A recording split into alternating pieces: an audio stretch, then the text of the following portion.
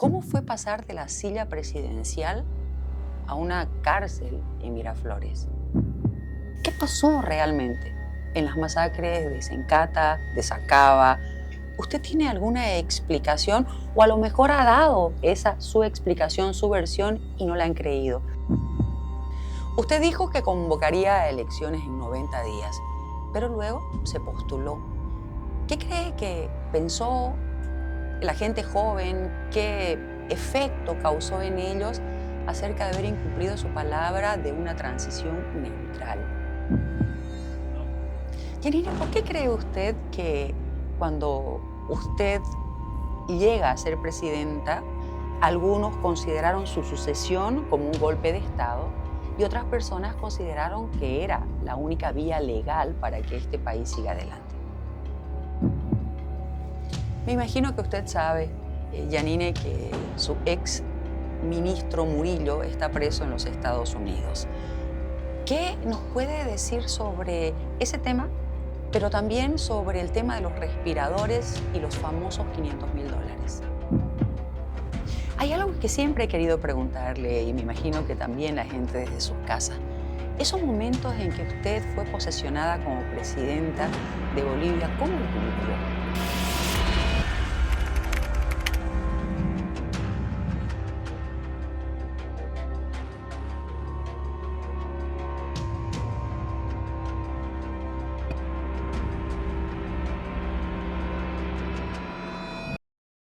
Buenas noches, ¿cómo están? Queremos invitarlos a que nos acompañen en este episodio de Cara a Cara, que seguramente va a dejar en usted una serie de sensaciones encontradas. Estamos con Yanine Áñez Chávez, expresidenta de Bolivia, actualmente recluida hace 4 años en el penal de Miraflores. Y esto va a ser especial porque hemos tomado un poco de la tecnología de la inteligencia artificial para tenerla físicamente acá, así que vamos a arrancar dándole la más cordial bienvenida. Buenas noches, Sandra, y a todo el pueblo boliviano que nos escucha a través de este medio. Muchas gracias por la plataforma, a pesar de las complicaciones que puedan presentarse, pues actualmente me encuentro en la cárcel, pero estoy lista para responder a sus inquietudes. Yanine, ¿qué la motivó a realizar esa transición entre el periodismo televisivo a ejercer la política por allá en el año 2006? Comencé a trabajar en televisión a invitación para reemplazar temporalmente a una presentadora de un programa de noticias. Me gustó y seguí como productora y conductora de mi propio programa televisivo de media mañana después. Ahí llegó la invitación a formar parte del equipo de candidatos de oposición para la constituyente. Finalizado ese periodo duro para la democracia en el país, me volvieron a invitar como candidata a senadora y posteriormente a la reelección de aquella última gestión. Podría afirmar que viví en carne propia el ataque permanente de los sucesivos gobiernos del MAS a la democracia. Como opositora firme defendí los valores y los principios republicanos en la constante vulneración de los derechos y desinstitucionalización tanto en el departamento del Beni como en todo el país. Hay algo que siempre he querido preguntarle y me imagino que también la gente desde sus casas. Esos momentos en que usted fue posesionada como presidenta de Bolivia, ¿cómo los vivió? En mi primera legislatura como senadora nacional por el Beni, fui elegida como miembro de la directiva en la segunda vicepresidencia, igual que cuando me tocó asumir la presidencia del Senado y del país en 2019. Ni en sueños imaginé que yo pudiera llegar a la presidencia. La violencia crecía afuera en las calles, la gente del MAS gritaba guerra civil, destruyendo todo por donde pasaban, casas comerciales y cuanto pudieran destrozar. No hubo ninguna ceremonia, no había tiempo para formalidades en momentos de tanta violencia. Al asumir la presidencia, una opositora de Evo Morales asumirá la presidencia temporal en Bolivia, al menos mientras se convoca a nuevas elecciones. Del Estado ante la ausencia definitiva del presidente y del vicepresidente, lo que significa que, conforme al texto y sentido de la Constitución, como presidenta de la Cámara de Senadores, asumo de inmediato la presidencia del Estado prevista en el orden constitucional y me comprometo a asumir todas las medidas necesarias para pacificar el país. Nuestra fuerza es Dios, el poder es Dios, aseguró desde el balcón del Palacio de Gobierno en La Paz. Deberá convocar elecciones en un máximo de 90 días. En tan álgida ocasión, me permití leer un discurso dirigido al pueblo boliviano que solo necesitaba certidumbre y quería que se frene la violencia para devolver la tranquilidad en las calles. El vacío de poder no era una opción. Estaba muy nerviosa, era un conjunto de sensaciones y sentimientos encontrados. Asumir la presidencia en ese momento frente a semejante situación fue un acto de valentía, pero al mismo tiempo fue un desafío mayúsculo que conllevó arriesgar no solo mi vida, sino también la de mis hijos. Lo cierto es que fue una situación que provocó Evo, no yo. No busqué la presidencia, me tocó asumirla. Si mi nombre salió es porque en ese momento era la segunda vicepresidenta de la Cámara de Senadores. Mi llegada al Palacio fue el resultado de la lucha de los bolivianos por todo lo sucedido. Me tocó enfrentar una de las situaciones más complicadas de mi vida y de la historia del país. Ninguno de los masitas que me antecedía en el orden de sucesión tuvieron la valentía. ¿Y qué garantías constitucionales le dieron a usted para que sea la presidenta del país sin haber en ese momento ni siquiera quórum legislativo? El pronunciamiento del Tribunal Constitucional y el artículo 169 de la Constitución fue realmente la clave, pues define cuánto tiempo dura el mandato de la presidenta o presidente, establece las reglas sobre si pueden o no ser reelegidos, según la información de Justicia de Bolivia. Además, el tribunal tiene la autoridad para interpretar y aplicar este artículo cuando la presidenta o el presidente no pueda continuar en el cargo de manera definitiva, por ejemplo, por renuncia, muerte o inhabilitación. En esos casos, el tribunal decide quién debe asumir el cargo y por cuánto tiempo debe gobernar, según lo indica el Ministerio de Justicia. Yanine, ¿por qué cree usted que cuando usted llega a ser presidenta, algunos consideraron su sucesión como un golpe de Estado y otras personas consideraron que era la única vía legal para que este país siga adelante? Los que inventaron otra narrativa fueron los masistas y sus afines, porque les falló el plan del autogolpe que querían hacer con Evo Morales. No les importó el abandono de funciones de Evo Morales y los demás, no les importó el fraude electoral ni los informes oficiales de la OEA y la Unión Europea. Gestaron violencia para distraer a la población sobre su intento de robo de las elecciones de 2019, impusieron la zozobra en varios lugares del país. Evo Morales quería recuperar el poder a cualquier precio y ordenó a sus negociadoras masistas dar lugar a la sucesión constitucional como acordaron con los líderes políticos de la oposición, pero una vez subió al avión mexicano para darse a la fuga, les dio una contraorden y se dedicó a instruir la violencia. Yanine, mucha gente le ha reprochado y lo ha hecho saber a través de redes sociales y medios tradicionales de comunicación sobre dónde quedó su neutralidad al momento de asumir la presidencia y su posterior candidatura en el 2020. Pedí, insté, convoqué a la oposición a unirse, a ir unidad a las elecciones para impedir el retorno del MAS al gobierno, pero mi pedido fue infructuoso.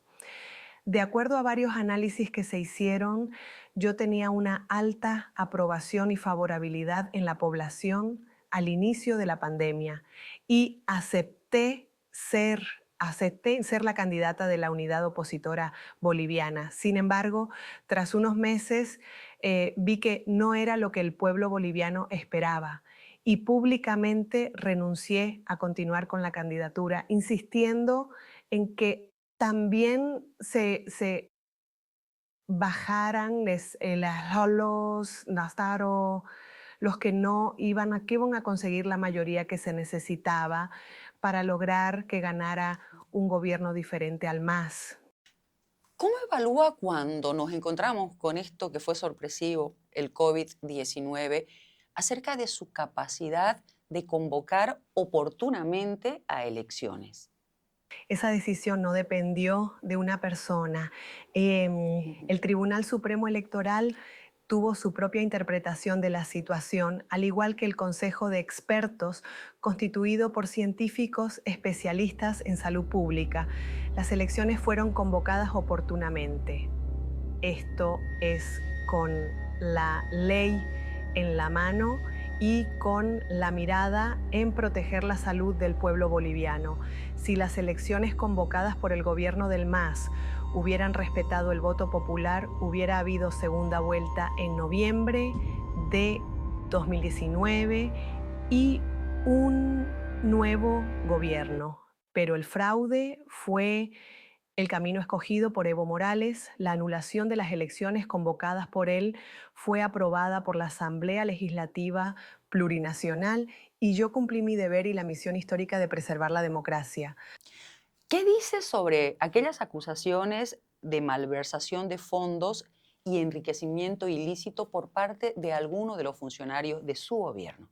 Cada servidor público responde por sus actos, ni qué decir de los actos de corrupción. Cuando supe que había alguna sospecha o acto de corrupción en mi gobierno, inmediatamente destituí a la persona, sea ministro, sea director, sea quien fuere. Los que cometieron los delitos de los que los acusan y fueron sometidos a procesos judiciales conforme a la normativa, las leyes y las garantías constitucionales tienen que asumir su responsabilidad.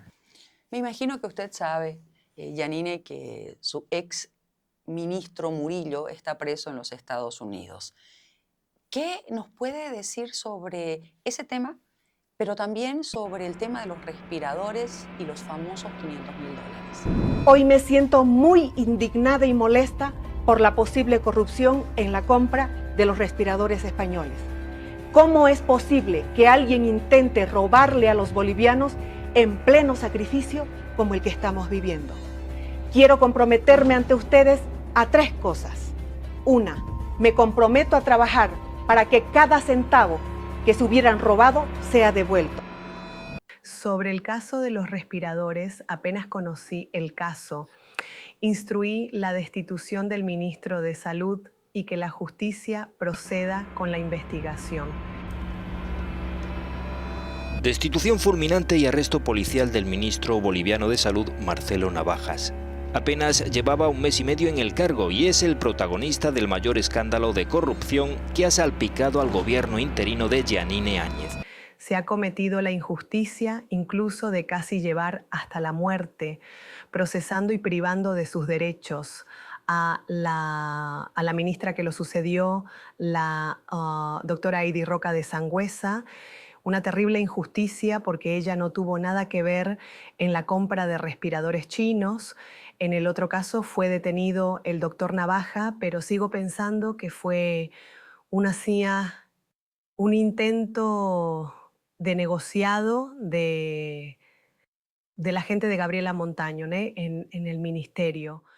Usted dijo que convocaría elecciones en 90 días, pero luego se postuló. ¿Qué cree que pensó la gente joven? ¿Qué efecto causó en ellos acerca de haber incumplido su palabra de una transición neutral? Postularme no contravenía ninguna disposición y estaba en mi derecho de reconsiderar mi primera decisión de no participar, pero tanta desunión, tanta confrontación verbal entre opositores me decidió a proponer una alternativa de unidad. Cuando uno y otro cambian de opinión sin fundamento, no lo crucifican como cuando yo decidí ser candidata por el bien de la unidad. Aún así, al no conseguirla meses antes de las elecciones, decliné a favor del voto boliviano por la candidatura que ganara al MAS.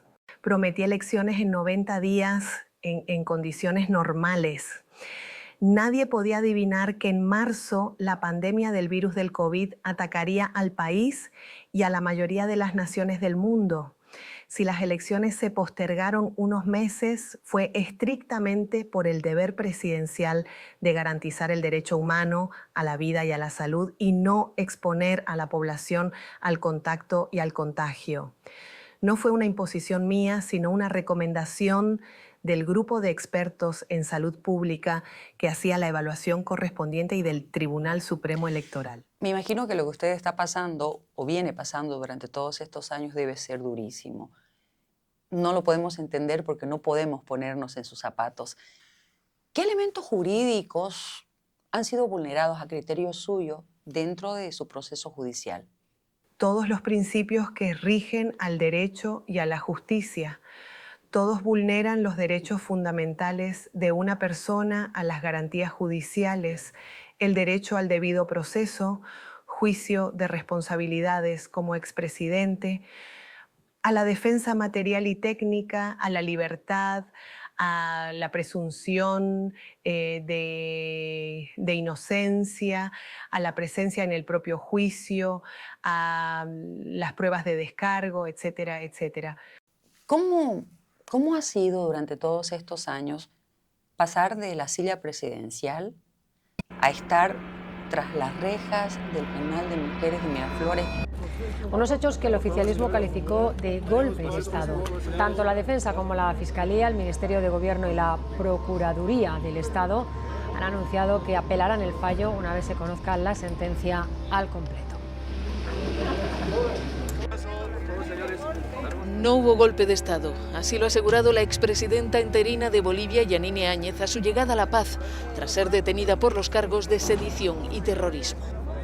No hubo golpe de Estado, entonces. Absolutamente no se va a hacer golpe de Estado. Además que yo tuve que esperar que todos renuncien para que recaiga sobre mí.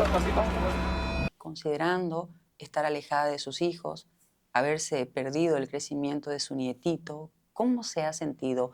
¿Qué cosas ha tenido que atravesar, no solamente de forma mental, sino emocionalmente? Estoy ilegalmente presa por haber asumido la responsabilidad histórica constitucional de presidir el país en circunstancias tan duras e impredecibles como las que vivimos a finales de 2019. Mi decisión democrática y de servicio hoy me pasa una factura enorme e injusta. Tengo que vivir el calvario de ser una prisionera política en el país por haber obrado correctamente. ¿Cómo afectó el estar presa sobre su percepción del sistema judicial que usted en su momento empleó contra los opositores? El sistema judicial durante mi gobierno era el mismo que estableció el MAS. El órgano judicial tendría que ser independiente del órgano ejecutivo, cumplir el principio fundamental del Estado de Derecho, de la separación de poderes. Lamentablemente, el MAS convirtió al Estado y sus órganos en un apéndice del Ejecutivo. Yo asumí la vacancia que dejó Evo Morales al huir del país. Todo lo demás siguió igual, porque yo no fui elegida en elecciones generales con parlamentarios y un partido político haciendo equipo, sino que asumí una sucesión presidencial constitucional. La Asamblea Legislativa siguió funcionando con 2/3 de parlamentarios masistas. De ninguna manera mi gobierno persiguió opositores, hubo un fraude electoral, hubo violencia desatada también por servidores públicos del MAS. La Fiscalía debía hacer su trabajo y los ministros de cada área el suyo. Los procesos no prosperaron precisamente porque los jueces y los fiscales respondían al MAS, como el fiscal general del Estado, Juan Lanchipa. Su hija describió la cárcel, su celda, como un verdadero infierno. ¿Qué le duele más? su condena o este silencio nefasto de aquellos que en algún momento estuvieron a su lado?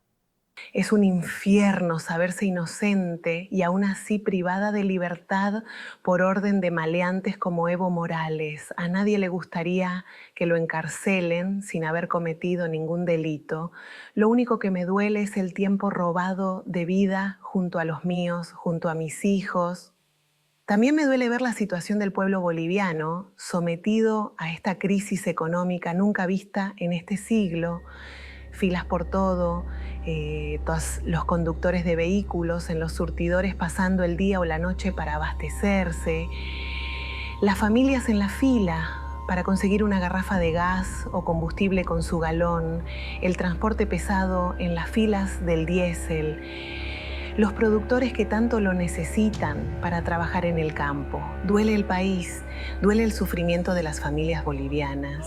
Oiga, Yanine, ¿y qué paralelismos y diferencias en el tema judicial usted haya con lo que está viviendo y aquellos procesos y denuncias que usted realizó contra el masismo? La marcha de los habitantes del territorio indígena del Parque Nacional Isiboro-Sécure, el TIPNIS, en 2011 marcó un antes y un después, porque el gobierno de Evo Morales, que se llenó la boca diciendo que era indigenista, defensor de la madre tierra o Pachamama, dividió a los bolivianos por etnias, resultó ser nefasto al imponer una carretera que cruzaría esta reserva natural. Persiguieron y reprimieron a los indígenas en Chaparina. Otro caso fue cuando prácticamente mataron al ingeniero Bakovich, lo obligaron a presentarse en un proceso que le armaron en La Paz y no les importó su salud, le reventaron el corazón, no tienen piedad, por el contrario, son crueles y tienen a cientos de servidores públicos dedicados a enterrar a la oposición democrática en juicios sin pies ni cabeza. Lo observé y lo denuncié durante mis 2 gestiones como senadora. Ahora soy víctima de un sistema de sicariato fiscal y judicial que perfeccionan para atemorizar al pueblo boliviano, para que el pueblo diga que si así maltratan a una expresidente constitucional, ¿qué nos espera a los demás? En todos estos años donde usted ha tenido como compañero al silencio, me imagino que ha debido pensar y repensar las mismas cosas una y mil veces. ¿Qué arrepentimientos, si es que hubiesen, o autocríticas acerca de las cosas que usted por ahí probablemente hizo mal durante su gestión? Hubiera insistido más aún de lo que insistí en 2020 para que la oposición se uniera y no fuera dividida a las elecciones generales de 2020. Estábamos en plena pandemia. Mi misión era convocar a elecciones lo antes posible, pero los expertos en salud, quienes eran los que en el mundo entero hacían seguimiento a este virus terrible que apareció a sorprender a todos y a llevarse a tantos seres queridos, con mucha razón ponían la salud primero y el riesgo de contagios era muy grande. ¿Hay alguna cosa que haya sido procesada por su mente, su alma, su corazón en este tema de su encarcelación y la relación de su situación con la democracia boliviana? Me informo a diario, como siempre lo hice. El MAS ha destruido la democracia al restarle valor a las instituciones del pueblo boliviano, a los sectores, a la participación política con libertad de opinión. Condena la protesta de la oposición, pero le construye sedes con el dinero de los bolivianos a los sindicatos que forman parte de sus bases. Todo ha sido distorsionado por el MAS. Hay una larga tarea de los políticos de formar una generación con valores políticos y cívicos, con responsabilidad y necesidad de participación en la política, porque debe relevar a las generaciones con renovación, nuevas ideas, nueva organización para defender la democracia que volveremos a recuperar en agosto. Todo ser humano quiere, al momento de irse a otro nivel, a otra vida, que lo recuerden por algo. ¿Qué legado quisiera que quede en la gente, en las futuras generaciones, de su paso en la silla presidencial? El sentido del deber cumplido, de asumir la responsabilidad que la historia y la vida le ponen a una mujer para conducir al país a la pacificación y a la vez enfrentar una pandemia mundial en un sistema público de salud desastroso, sin infraestructura, ni equipamiento, ni condiciones mínimas de atención al pueblo boliviano, así como la convocatoria.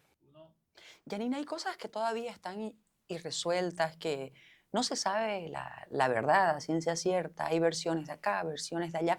¿Qué pasó realmente en las masacres de Sencata, de Sacaba? ¿Usted tiene alguna explicación o a lo mejor ha dado esa su explicación, su versión y no la han creído? ¿Qué pasó a lo justificaron la necesidad del uso excesivo de la fuerza para prevenir la explosión de la planta. Si Evo Morales no enviaba a generar tanta violencia y hacer explotar la planta de Sencata, no pasaba nada. Yo creo que el que debería explicar cuál era la intención debería ser Evo Morales. De todas maneras, el gobierno del MAS me iba a inculpar de cualquier forma si no hacíamos nada, y si la planta de Sencata explotaba, para ellos igual iba a ser yo la responsable por no haber hecho nada y por haber evitado un desastre mayor. También me lo achacaron a mí, con la diferencia también que en las investigaciones que nosotros iniciamos, muchas de las personas muertas no fueron con impactos de bala de uso militar. Pero obviamente con este régimen no puedo esperar que se haga una investigación imparcial. Lo que nosotros investigamos en su momento no valió porque la orden es condenarme. Luego iniciaron una nueva investigación a su manera, a partir de foja cero, de manera que toda la responsabilidad recaiga sobre mi gobierno. Al igual que usted, hay mucha gente que asevera que en aquel momento no hubo golpe. Pero ¿cuál es la explicación que puede surgir por parte suya de que la CIDH, la Corte Interamericana de Derechos Humanos, la acusó directamente por esas 37 muertes que se dieron precisamente en esta convulsión social? No hubo golpe. Lo digo en mi libro porque así fue. Lo dice el pueblo boliviano que salió a defender su voto tras el fraude electoral. Lo dijo el Tribunal Constitucional cuando, ante el vacío de poder generado por la renuncia y la fuga de Evo Morales, García Linera y demás masistas, dejaron el Estado en abandono sin nadie que asumiera la responsabilidad de pacificar el país. La CIDH vino a Bolivia porque yo, en mi condición de presidente de Bolivia, firmé el acuerdo para que investigara los hechos desde septiembre hasta diciembre de 2019. La CIDH no responsabilizó a mi gobierno, informó que debía hacerse una investigación porque sí hubo masacre. Debió llevarse adelante un juicio de responsabilidades contra Evo Morales para establecer su participación como autor intelectual de los hechos violentos. En cambio, él decidió que me encarcelaran y que hicieran un juicio ordinario contra mí. Él decidió culparme de sus actos de violencia, de su orden de volar la planta de Sencata y que así murieran cientos de miles de alteños. Esta entrevista ha sido tremendamente difícil para mí, porque es dura la situación de una expresidenta, de una mujer, de una ciudadana. Yanine, yo quiero agradecerle profundamente por conversar con nosotros. Aclaramos nuevamente que mucho tiene que ver la inteligencia artificial para que físicamente la podamos tener aquí presente. Y las respuestas han salido de la cárcel de mujeres de Miraflores. Queremos agradecer desde la producción infinitamente a los familiares que han hecho posible que esta entrevista pueda realizarse acá en Cara a Cara. Gracias nuevamente y esperamos que la próxima conversación sea cara a cara, presencialmente. Que le vaya muy bien. A ustedes, gracias por la oportunidad de contar mi lado de la historia. También gracias al equipo de producción por hacer posible el uso de la tecnología para estar presente. Buenas noches, Sandra. Buenas noches al pueblo boliviano.